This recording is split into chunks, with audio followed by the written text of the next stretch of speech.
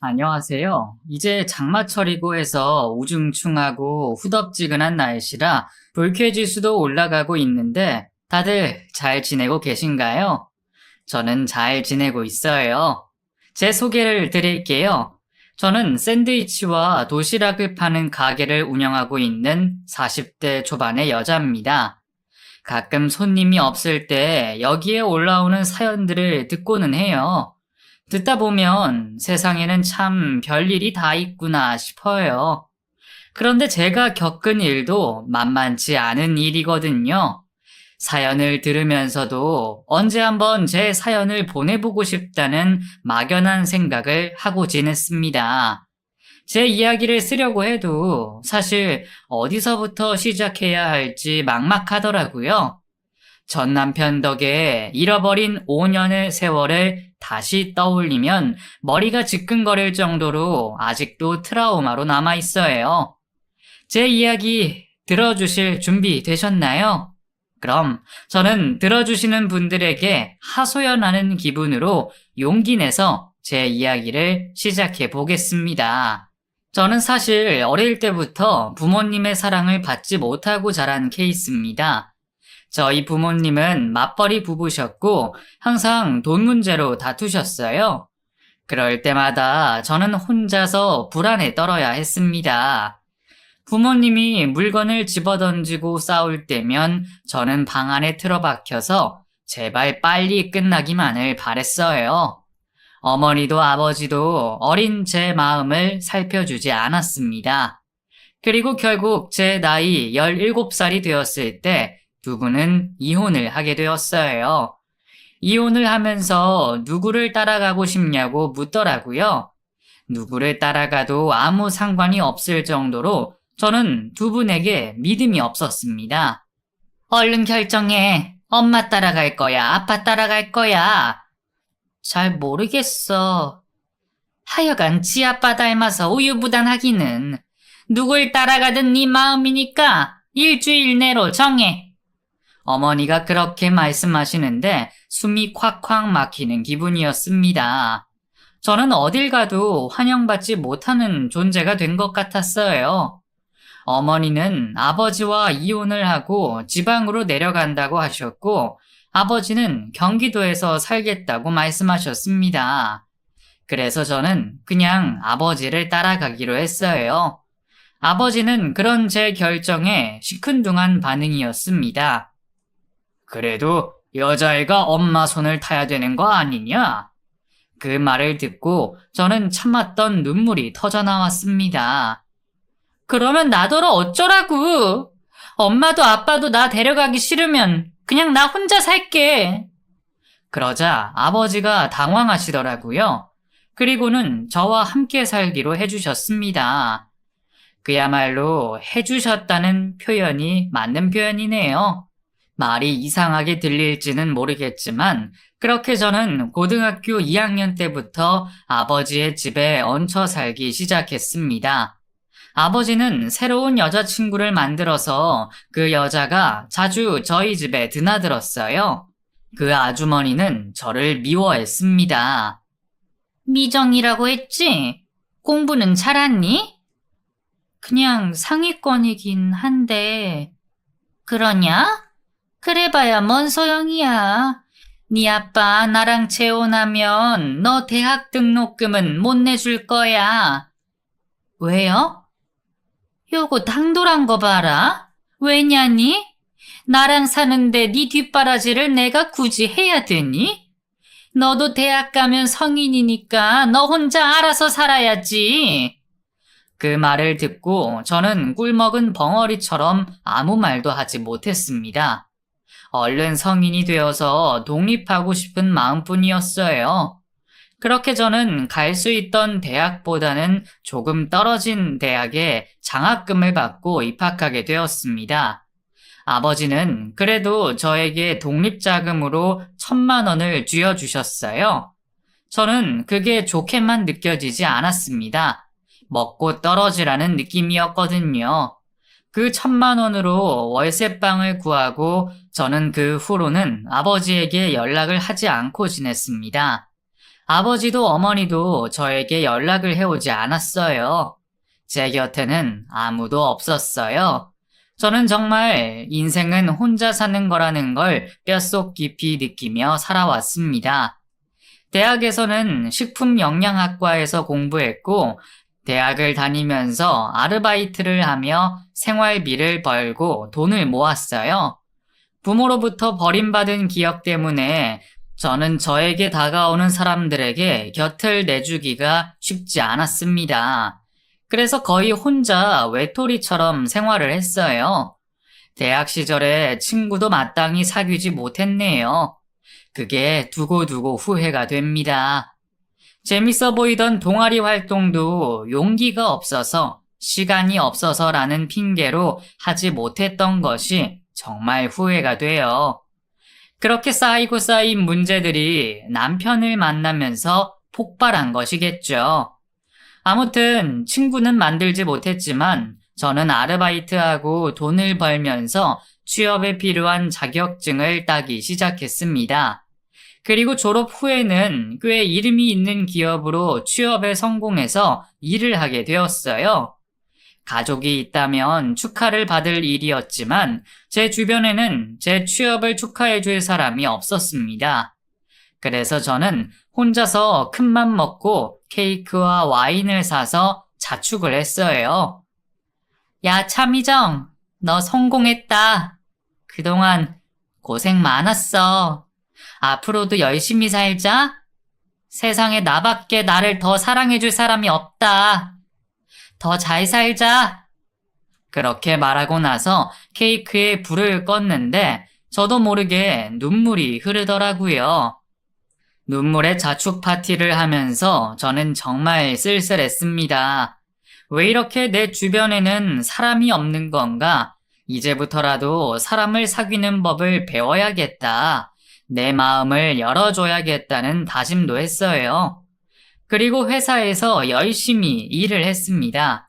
다행히 사회생활을 수월하게 하는 편이라서 사람들과 일을 하는 데에 어려움은 없었어요.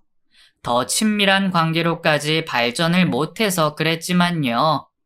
그렇게 다가오는 사람도 쳐내면서 회사 생활을 한 지 2년째가 되던 해에 저는 집을 전세로 옮기게 되었습니다. 그런데 어느 날 택배가 도착을 했어요. 그게 악연의 시작이었죠. 전에 살던 사람의 택배인 모양이더라고요. 곶감이었는데 이걸 어떻게 해야 하나 고민을 하고 회사에 다니느라 신경을 쓰지 못하고 있었습니다. 그리고 주말이 되어서 집에서 늘어져서 쉬고 있는데 현관벨이 울렸어요. 누구세요? 저 여기 전에 살던 사람인데요. 혹시 택배 오지 않았나요? 그제서야 저는 곶감이 잘못 배달되어 왔던 기억이 나서 후다닥 문을 열어주었습니다. 아, 그거 제가 잘 보관해 뒀어요. 잠시만요. 그리고 저는 냉장고에 넣어뒀던 곶감을 꺼내서 그 사람에게 건네주었습니다. 아, 감사해요. 아, 이거 저희 부모님께서 시골에서 보내주신 건데 주소가 바뀐 걸 모르셨던 모양이더라고요. 잠시 들어가도 될까요? 네? 왜요? 아니요. 저 이상한 사람 아닙니다. 이거 곶감 좀 나눠드리려고요. 아니, 안 그러셔도 되는데. 곶감 싫어하세요? 이거 진짜 맛있어요. 그렇게 선한 미소를 지으며 부드러운 목소리로 말을 하는 그 사람에게 저도 걸어두었던 마음의 빗장이 열리는 기분이 들었습니다. 그리고 그 사람은 저에게 곶감을 반 나눠서 주었어요. 이렇게 많이 안 주셔도 되는데. 아, 왜요? 이거 진짜 맛있어요. 혼자서 먹기 많았는데 잘 됐네요. 근데 화장실 하수구에 트랩 설치하셨나요? 저 전에 살 때 거기서 바퀴벌레가 올라와서 설치해야지 하다가 못하고 갔는데. 네? 바퀴벌레요? 아, 저 바퀴벌레 세상에서 제일 싫어해요. 아, 그렇죠? 저기, 뭐예요? 그 사이에 바퀴벌레가 주방 쪽으로 후다닥 기어가는 걸 보고 그 사람이 바퀴벌레를 직접 잡아주었습니다. 심장이 덜컥 내려앉은 기분이 들었어요. 그 트랩인가 뭔가 어떻게 설치하는 거예요? 그거 제가 할 줄 아는데 그 이사한 집에는 바로 설치했거든요. 제가 해드릴게요. 같이 나가서 사올래요? 처음 본 사람이었는데 왠지 듬직하고 옆에 있으니 안심이 되더라고요. 저도 그런 기분은 처음 느껴봤습니다. 그리고 그 사람은 트랩까지 설치해 주었어요. 정말 감사해요. 그 곶감에 바퀴벌레도 잡아주시고 이거 설치까지. 제가 사례비라도 좀 드리고 싶은데. 사례비요? 됐습니다. 이게 뭐라고요? 제가 연락처 드릴 테니까 저한테 밥 한번 사주시고 싶으면 연락하세요. 그 사람은 자기 전화번호를 남기고 호련히 떠나버렸습니다. 뭐에 홀린 기분이 들었어요. 그날 밤 잠자리에 들어서도 그날 있었던 일과 그 사람이 머릿속에서 맴돌아서 잠을 설칠 지경이었습니다. 이런 게 사랑인가 싶더라고요. 그렇게 일주일을 그 사람 생각에 정신을 못 차리다가 결국에는 제가 먼저 연락을 해서 만나기로 약속을 잡았어요. 식당에 갔는데 먼저 와서 기다리고 있더라고요. 여기요. 그 사람을 보자마자 제 얼굴이 빨개지는 걸 스스로도 느낄 수 있었습니다. 잘 지내셨어요? 아니요. 연락 안 올까봐 초조했어요. 그런데 연락 주셔서 어찌나 반갑던지. 정말요? 시장하시죠. 일단 음식 주문 먼저. 네. 저희는 그날 더운 여름이라서 냉면을 시켜서 먹었습니다. 그리고 그 남자와 서로 통성명을 했어요. 제 이름은 한수철이에요. 저는 차민정입니다. 이름도 예쁘시네. 근데 그 집에서 혹시 가위 눌린 적 없으세요? 가위요? 아니요. 다행이네요. 저는 가위를 그렇게 눌렸거든요. 그래서 잡기 쫓는, 아무튼 제가 다 쫓아내서 이제 안 나타날 거예요. 그 말 들으니까 무서워지네요. 괜찮아요. 제가 다 쫓고 나왔거든요. 아무튼 그 집에서 좋은 일만 있으셨으면 좋겠네요. 그런 말들을 들으며 엉뚱한 구석이 있다는 생각을 했습니다. 그래도 저를 신경 써주는 것 같아서 기분이 좋았어요. 그날 이후로 그 사람이 먼저 저에게 자주 연락을 해주더라고요. 알고 보니 그 사람이 다니는 회사가 저희 회사 근처였어요. 그래서 자주 만남을 갖다 보니 어느새 연인 사이로 발전되어 있었습니다. 그 사람도 부모님이 지방에 계셨던 터라서 혼자서 외롭게 지낸다고 했어요. 그래서 연애를 하면서 서로에게 많이 의지를 했습니다. 제가 사실 더 많이 의지하기는 했죠. 그렇게 의지하면서 연애를 하면 안 된다는 걸 그때는 몰랐어요. 어느새 저는 그 사람에게 휘둘리고 있었습니다. 한숨을 내쉬면 내가 뭘 잘못했나 눈치를 보게 되고 표정이 어두우면 힘든 일이 있는데도 나한테 숨기는 것 같아서 초조해졌어요. 수철 씨, 요즘 무슨 고민 있어? 왜 이렇게 표정이 어두워? 아니야, 넌 몰라도 돼. 내가 알아서 해결할 거야. 그래도 같이 이야기 나누면서 내가 도울 수 있는 일이면. 아니, 됐다니까. 넌 해결 못해. 이번 주에 나 부모님 댁 내려갈 거야. 다음 주까지 있다가 올 거라서 연락 안 돼도 그런 줄 알아. 집에 무슨 일 있어? 넌 왜 이렇게 하나하나 다 간섭하고 싶어 하냐? 남자는 남자만의 시간이 필요해. 알았어. 그게 요즘 흔히 말하는 가스라이팅이라는 걸 저는 모르고 있었네요. 그리고 사귄 지 1년이 지나서 그 사람이 저에게 청혼을 했습니다. 미정아, 이제 우리 살림 합치자. 그게 무슨 말이야? 결혼하자고? 응. 너 혼자 사는 집이 평수가 넓으니까 내가 들어가서 살면 되지. 일단 혼인신고 먼저 하자. 나는 그렇다 치고 오빠 부모님한테는 인사를 가야 하지 않겠어? 주말에 갈까? 우리 부모님은 괜찮아. 식도 나중에 올리자. 우리 형편 아직 좋지 않잖아. 형편 좀 피면 그때 식 올리자. 그래도 되지? 그래도... 왜? 나랑 결혼하기 싫어? 너 저번에 내가 물어봤던 너 생년월일, 태어난 시간 다 맞지? 응. 근데 그건 왜 물었던 거야? 궁합 좀 보려고 물었지. 아무튼 나 이미 내가 사는 집 계약 끝나서 다음 주부터 짐 옮기고 너희 집에서 살 거야. 혼인신고는 내일 가서 하자. 알았지? 내 말대로 해서 너 안 좋은 일 있던 적 있어? 다 내 덕분에 잘 된 거잖아. 아니야? 맞지. 오빠 덕분에 내가 마음도 많이 편해지고 의지할 것도 생기고. 그래. 그러니까 내 말대로 해.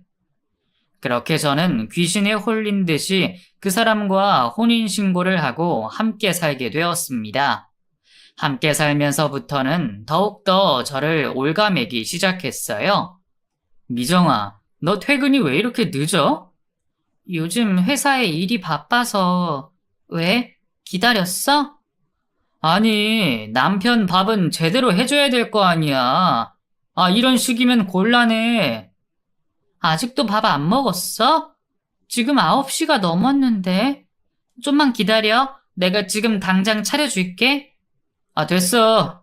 너 그러지 말고 회사 그만둬라. 회사를 그만두라니. 우리 같이 벌어서 돈 모아서 집 사고 결혼식도 올려야지. 아, 내가 열심히 벌면 돼. 넌 그냥 집에서 얌전히 있어. 네가 밖으로 나돌면 더 애군이 낀다고. 내 말뜻 뭔지 알지? 전혀 모르겠더라고요. 제가 나가서 일을 하는데 무슨 애군이 낀다는 건지. 저는 처음에는 남편 말을 무시하고 계속 회사에 나가서 일을 했습니다. 집에서 전업주부로 살기에는 제가 불안해서 그럴 수가 없었어요. 그런데 어느 날 출장을 갔던 남편이 팔에 붕대를 감고 나타났더라고요.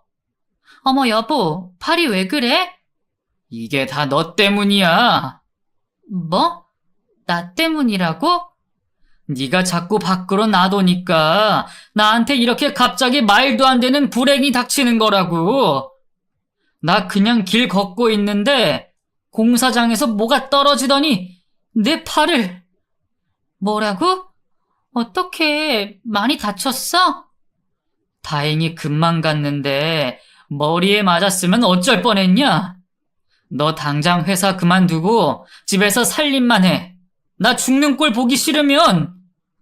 모든 나쁜 일에는 다 제 탓을 하는 통에 저는 정말 그 사람의 말대로 제가 잘못하고 있다는 세뇌를 당하게 되었어요. 그래서 결국에는 혼인신고를 하고 같이 산 지 6개월 만에 회사를 그만두고 집에 머물게 되었습니다. 그리고 정말 몇 년 동안 살림만 하면서 살았어요. 답답했지만 남편을 위한 길이라고 생각했습니다. 저희는 부부 관계도 하지 않았어요. 남편이 지정한 날에만 부부 관계를 할 수가 있었습니다. 정말 그 인간에게 저의 모든 걸 내맡기게 되었네요. 지금 생각해보면 한심하기 짝이 없고 말하기도 창피하네요. 저는 아이를 원했지만 그 인간은 아이를 원하지 않았어요. 여보, 나 당신이랑 나 닮은 아이 갖고 싶은데. 난 싫어. 나 이미 정관 수술했어. 왜? 우리 이세는 봐야 할 거 아니야. 우리 형편에 애 낳는 건 아이한테도 안 좋아. 야, 남들은 와이프한테 피임약 먹으라고 하는데 나 같은 남편이 어딨냐? 너 운 좋은 줄 알아야 돼. 그러면 내가 다시 일하면 되잖아. 나 내 능력 썩히는 것도 아깝고 내가 벌면 우리 살림도 더 나아질 텐데. 어허, 또 반항하네? 조용히 못해? 여자 목소리가 담장을 넘으면 집안이 풍비박산이 나는 거야. 나 또 너 때문에 사고 당해서 알아 눕게 하고 싶은 거야? 아니야, 그건 아니지. 그럼 조용히 내가 하자는 대로 해. 내 말만 들으면 자다가도 떡이 나온다니까. 남들은 전업주부 못해서 난린데, 너는 왜 그러냐 도대체? 하여간, 나 내일 출장 가. 출장을 또 가? 또! 아니야. 알았어. 내가 짐 싸놓을게. 남편은 결혼 후에 한 달에 한 번씩은 그렇게 출장 핑계를 대고 어디를 가는지 밖으로 나돌았어요. 저는 대인관계랄 게 없었기 때문에 만날 사람도 없었고 집에서 할 수 있는 일이 없었습니다. 그저 시간을 축내며 무료한 나날을 보냈어요. 그러다가 동네에 집에서 부업할 수 있는 일을 주는 곳이 있더라고요. 안녕하세요. 여기 부업 일 받는 곳인가요? 그래요. 일하게? 처음이니까 쉬운 거부터 해요. 이거 상자 접는 거 쉬우니까 이거부터 해요. 무작정 그곳에 들어가서 저는 쇼핑백을 1000장 넘게 가져와서 집에서 접었어요. 나중에는 무슨 부품을 조립하는 부업까지 다양하게 하게 되었습니다. 그렇게 소소하게 재택 부업을 하면서 혼자 있는 시간을 보냈습니다. 그래도 부업을 하면서 단순 노동을 하니까 머릿속에 잡생각이 사라져서 좋더라고요. 그리고 돈도 벌 수 있었고요. 남편은 저에게 일주일에 한 번씩 정해진 음식 재료값만을 줬습니다. 제가 만날 사람이 있다고 해도 그 돈을 받고서는 사람들을 만나거나 커피 한 잔을 사 마시지도 못했어요. 결혼 전에는 혼자서 자립해서 열심히 살겠다고 독하게 살았는데 어느새 저는 조종당하는 인형 마냥 집에 처박혀서 바보가 되어가는 기분이었습니다. 그 부업마저 남편이 집에 오기 전에 후딱 해치워야 했습니다. 그리고 제가 부업으로 번 얼마 안 되는 돈으로 큰맘 먹고 저는 그 좋아하던 커피와 샌드위치를 사 먹은 날이 있었어요. 그걸 먹으면서 내가 지금 왜 이러고 사나 갑자기 정신이 바짝 들더라고요. 정신은 들었지만 저는 무기력했고 남편의 손아귀에서 벗어날 방법이 없었습니다. 그 이후로 저는 만성 두통에 시달렸어요. 아마 스트레스로 인한 것이었겠죠. 두통으로 저녁도 차리지 못하고 누워있으면 남편이 집에 돌아와서 잔소리를 해댔습니다. 넌 또 누워있어? 대체 네가 할 줄 아는 게 뭐냐? 밥은? 당신 오랜만이네. 출장은 잘 다녀왔어? 이거 봐. 남편이 왔는데 벌떡 일어날 일이지. 누워서 뭐하냐? 나 머리가 깨질 듯이 아파. 아무것도 못하겠어. 미안해. 당신이 좀 차려서 먹어. 국만 데펴서 먹으면 돼. 머리가 왜 아파? 집에서 팽팽 놀면서 왜 머리가 아파? 너 혹시? 뭐? 너 이유 없이 아픈 데는 뭔가 문제가 있는 거야. 내가 아는 무당이 있는데 거기 한번 갈래? 아니다. 무당? 당신 점집 다녀? 아니야. 내가 괜한 소리 했네. 됐어. 저는 남편이 무당 이야기를 하기에 워낙에 미신을 좋아하는 사람이라서 그런가 보다 했어요. 그런데 그날 이후로 집에는 계속 안 좋은 일이 생겼습니다. 겨울이었는데 저희 집에서 수도가 터져서 아랫집에 물이 천장 밑으로 흘러내려서 저희 집에 아랫집에서 찾아오고 난리가 났었어요. 아니, 새댁, 이 날씨에 빨래를 돌리면 어떡해? 우리 집에 물 넘치고 난리 났어. 얼른 어떻게 좀 해봐. 할머니, 저희 세탁기 안 돌렸어요. 거짓말 치지 마라. 근데 왜 동파가 돼서 우리 집까지 피해가 오냐고? 얼른 주인집한테 연락을 해서 고치든지. 저는 정말 극도의 스트레스를 받았습니다. 남편에게 말했더니 저더러 알아서 하라고 하더라고요. 결국 주인집에 연락을 해서 고치기는 했는데 그런 작은 일도 감당하기 힘들었어요. 그러다 보니 두통에 이어 머리에 탈모에 새치까지 생겼습니다. 제 원래 나이보다 20살은 더 들어 보일 정도로 제 상태는 정말 참담했어요. 게다가 남편은 회사에서 잘리고 술에 취한 채 집에 들어와서 행패를 부렸습니다. 야, 이게 무슨 날벼락이냐? 너 아무래도 너한테 악귀가 붙은 것 같아. 너 때문에 내가 회사에서 잘렸다고? 회사에서 잘려? 왜? 잘 다니던 회사에서 왜 잘려? 너 꼴을 봐라. 거울 좀 봐. 너 지금 분명히 무슨 문제가 있어도 단단히 있어. 우리가 이렇게 그지꼴이 되어가는 건 다 네 탓이라고. 내가 잘 살려고 갖다 바친 돈이 얼만데 왜 너랑 결혼해서 안 좋은 일만 생기냐고. 너랑 결혼해야 한다고 해서 한 건데. 남편은 그렇게 술에 취해서 주절주절 알아들을 수 없는 말을 해댔습니다. 그게 무슨 말이야? 누가 나랑 결혼을 하래? 당신이 나한테 같이 살자고 한 거잖아. 누가 시켜서 한 거야? 아이, 조용히 해. 네 목소리 듣고 싶지도 않으니까. 네가 말할 때마다 애군이 슬슬 기어나오는 게 보여. 너 진짜 무서워 죽겠어. 아이씨. 남편이 그렇게 말하는데 저는 오히려 남편이 더 무섭게 느껴졌어요. 그리고 정말 모든 게 나 때문인 건가 싶었습니다.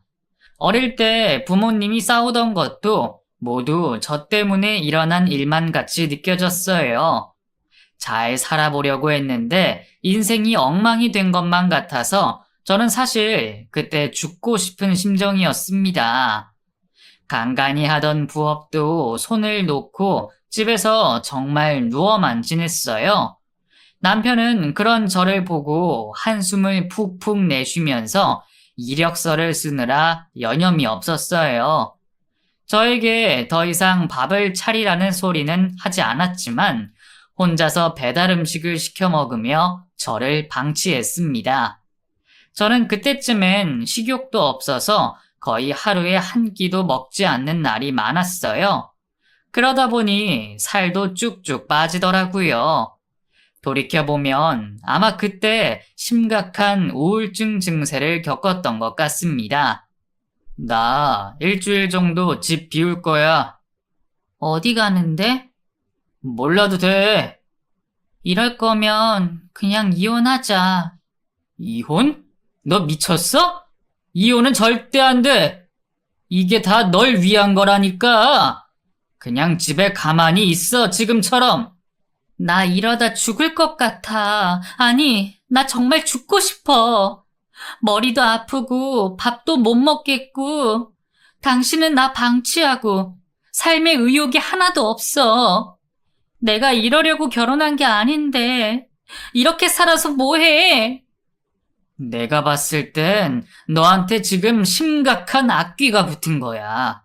내가 다 해결해 줄 테니까 잔말 말고 기다려. 아니면 너 신받아야 하는 걸지도 몰라. 내가 알아올게. 그게 무슨 말도 안 되는. 저는 남편의 말에 대답할 기력도 없었습니다. 무슨 미친 소리를 해대나 싶었지만 대꾸할 가치도 느끼지 못했어요. 정말 이런 상태로 있다가는 죽을 것만 같았습니다. 남편이 없는 집에서 멍하니 TV를 보는데 사이비 종교에게 가스라이팅을 당해서 재산도 잃고 목숨까지 잃은 사람들에 관한 다큐멘터리가 나왔어요. 그걸 보면서 묘하게 동질감을 느꼈습니다.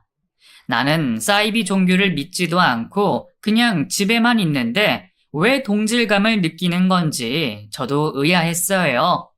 하지만 남편이 저에게는 사이비 종교의 교주고 저는 신도라는 생각이 들었습니다. 그제서야 뭔가 단단히 잘못되었다는 걸 깨닫게 된 것이에요. 그리고 내가 살려면 그 사람과 이혼을 해야 한다는 생각이 불현듯이 들었습니다. 저는 혼자서 미친 사람처럼 중얼거렸어요. 난 원래 이런 사람이 아니었어. 이건 다 한수철 그 인간 때문이야. 그 인간이 날 조종하고 세뇌시켜서 멀쩡히 잘 다니던 직장도 그만두고 내 꼴이 왜 이렇게 된 거야? 저는 정신을 차리고 인터넷에 이혼에 관해 검색을 해봤습니다. 합의 이혼은 절대 해주지 않을 게 분명하고 이혼 소송을 하려면 돈이 필요했어요. 그런데 제가 가진 돈이 하나도 없었습니다. 남편은 제가 전세로 살던 집도 자기 명의로 바꿔뒀거든요. 그리고 제가 일을 하면서 벌던 돈도 모두 압수해간 후라서 저에게는 부업으로 번 돈 몇십만 원밖에 남아있지 않았습니다. 어디에다가 도움을 요청해야 할지 모르겠더라고요. 남편이 직접적으로 저를 때리거나 한 적은 없었기 때문에 가족센터에 연락하기도 애매했어요. 도망가고 싶었지만 막막했습니다. 그리고 남편이 집에 오면 어떻게 해야 되나 점점 불안해져 갔어요.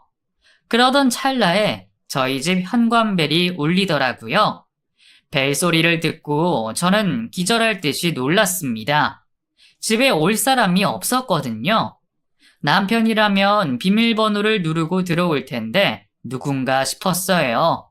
저는 떨리는 심장을 부여잡고 문 앞에 다가가서 말했습니다. 누구세요? 저 한수철 씨 댁 맞죠? 네, 맞는데 누구시죠? 제가 한수철 씨를 잘 아는 사람인데요. 꼭 드릴 말씀이 있어서 왔어요. 급해요. 빨리 문 좀 열어주세요. 앳된 목소리의 여자가 그렇게 말을 했습니다. 저는 처음에는 남편 말대로 내가 귀신에 씌인 건가 싶었어요. 정신을 차리려고 애를 쓰며 저는 몇 분 뒤에 현관문을 열었습니다. 딱 봐도 저보다 10살은 어린 듯한 20대 중반의 젊은 여자가 문 앞에 서 있었어요.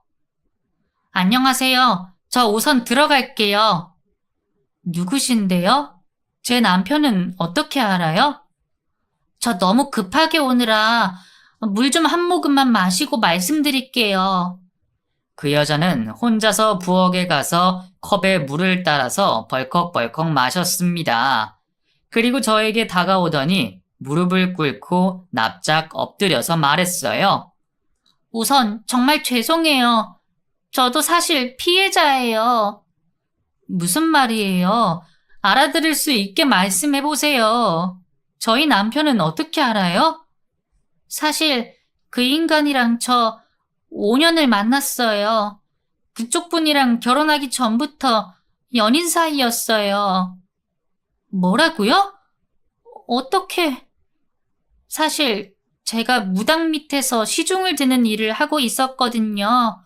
그 무당이 저한테 신을 받으려면 돈이 있어야 하고 돈이 없으면 자기 밑에서 일을 하다가 나중에 신내림을 해준다고 했어요. 제가 고아 출신이고 어디 의지할 곳이 없어서 그 말을 철석같이 믿고 거기서 스스로 몸종이 되어서 살았거든요. 그 말을 듣자 뭔가 퍼즐이 맞춰지는 듯 했어요. 제 남편이 그 무당집에 자주 갔나요? 네, 맞아요. 툭 하면 무슨 상담을 한다고 제가 모시던 무당, 아니, 그년을 찾아와서 비싼 돈 주고 부적도 써가고 굿도 하고 그랬거든요. 그런데 그 무당이 저랑 그 인간이랑 연인 관계가 되어야 한다고 했어요. 그래서 억지로 그 인간이랑 사귀었는데 그 말까지 듣고 저는 머리가 핑 돌고 어지러웠어요. 괜찮으세요? 아, 네. 저도 물 한 모금만 마실게요. 물을 마시고 나머지 이야기를 들었습니다.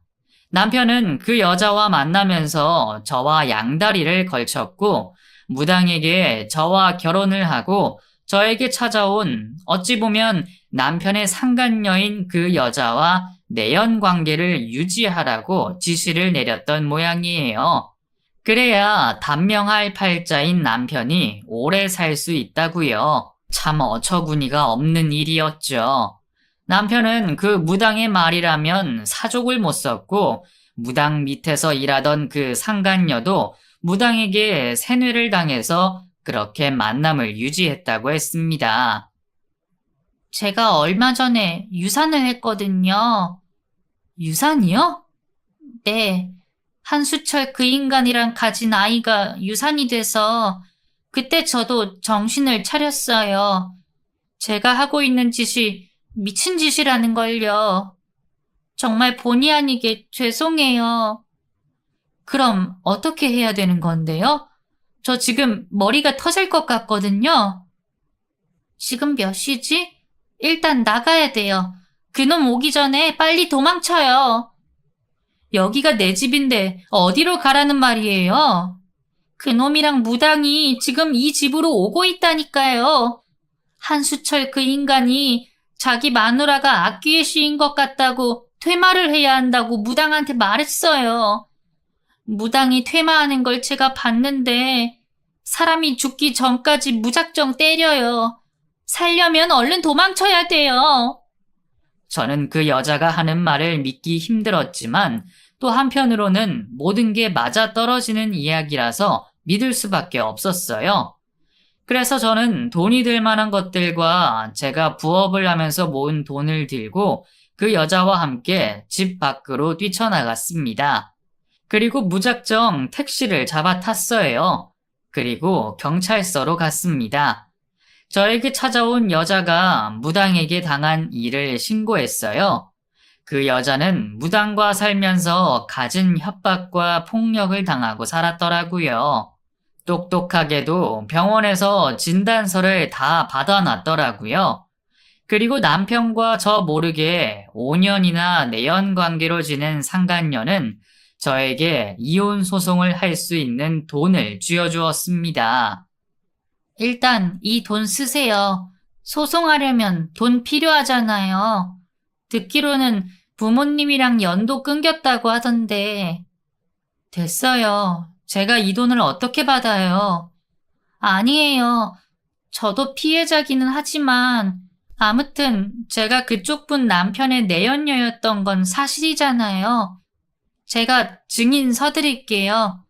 저 유산한 진단서도 있고 증거도 많아요.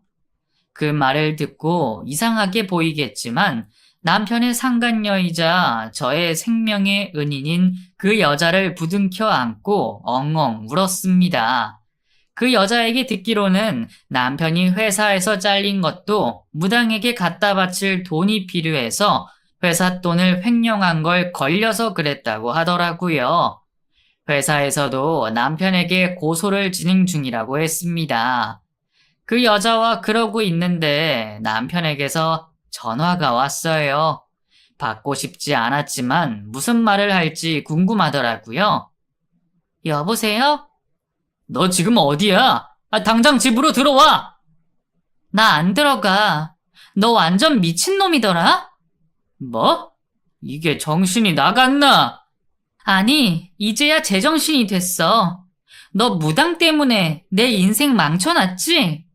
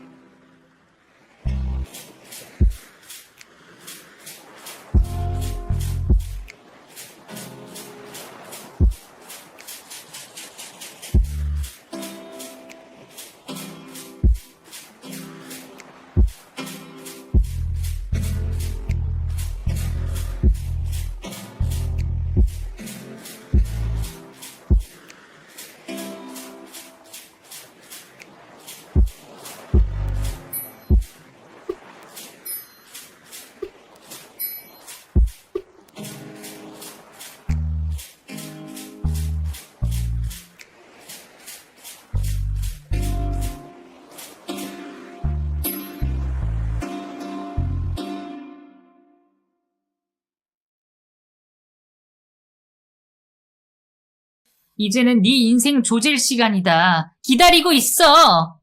저는 그렇게 침착하게 말을 내뱉고 전화를 끊었습니다. 전화가 오는데 받지 않자 문자로 쌍욕을 보내더라고요. 괴로웠어요.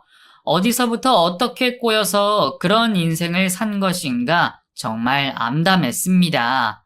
하지만 저는 기운을 차려서 다시 제 삶을 되찾고 싶은 의지가 생겼어요. 그래서 그 여자가 준 돈으로 변호사를 선임해서 이혼 소송을 진행했습니다. 머물 곳이 없어서 쉼터에서 머물면서 소송을 진행했어요. 저에게는 확실한 증거와 증인이 있었고 결국 저는 소송에서 이기고 위자료와 제 집 전세금도 받을 수 있었습니다.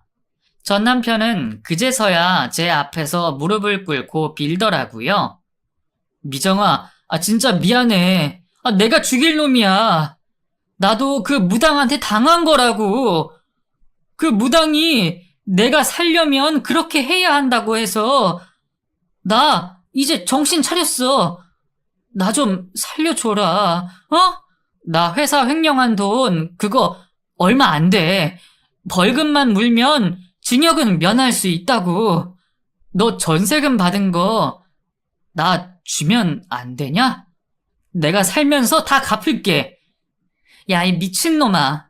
내가 한 번 속지 또 속을 줄 알아? 너 때문에 내 인생 이렇게 다 망쳐놨는데 그 보상을 어떻게 받을 거야? 이 개자식아. 죽어. 그냥 죽으라고. 저는 그렇게 악다구니를 썼습니다. 그리고 고소를 당해서 법원에 온 무당의 실물도 볼 수 있었어요. 무당은 법정에 가기 전에도 남편에게 고래고래 소리를 지르며 지시를 내리더라고요.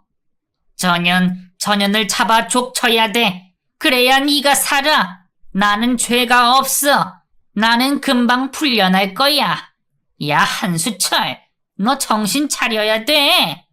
그 말을 듣고 남편이 미친 사람처럼 무당에게 달려들어서 머리채를 휘어감고 싸대기를 때리더라고요.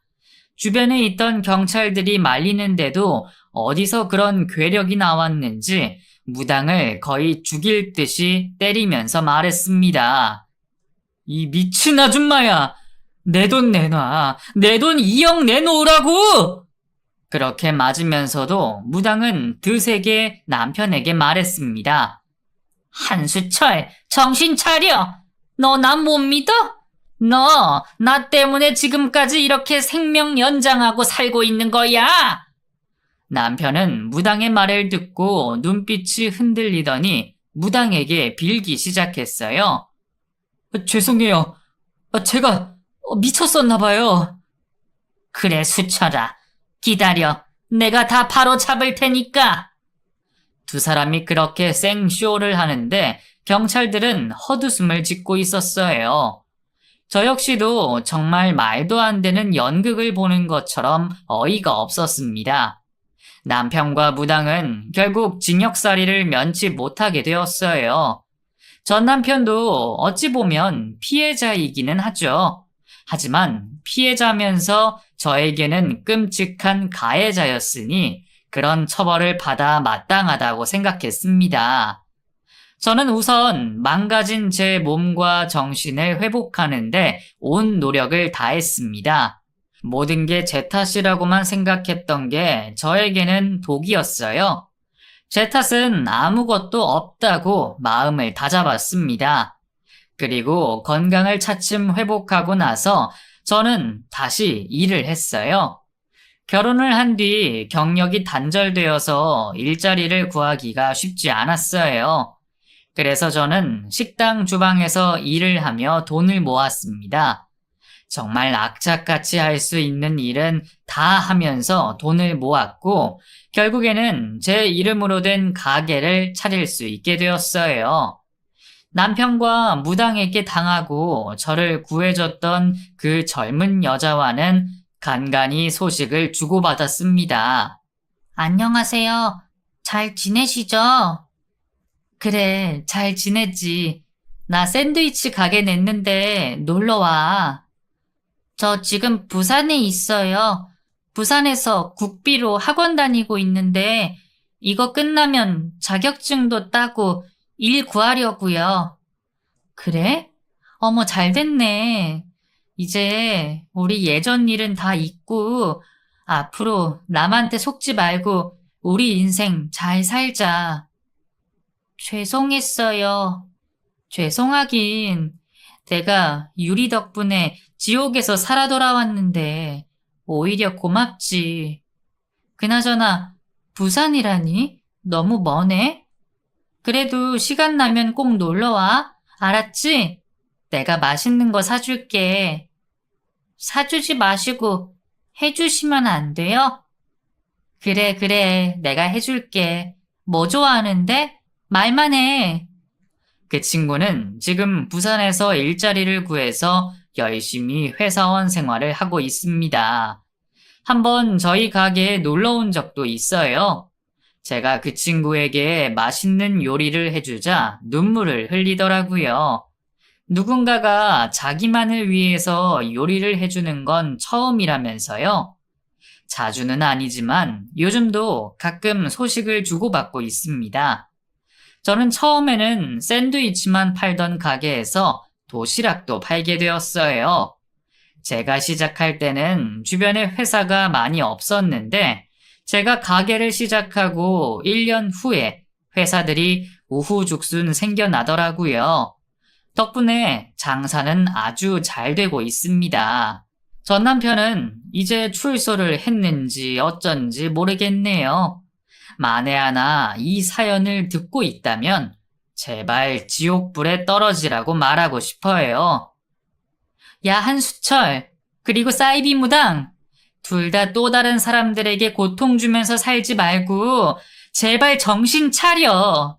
지금 정신 차려도 아마 둘의 남은 생은 순탄치 못할 거다.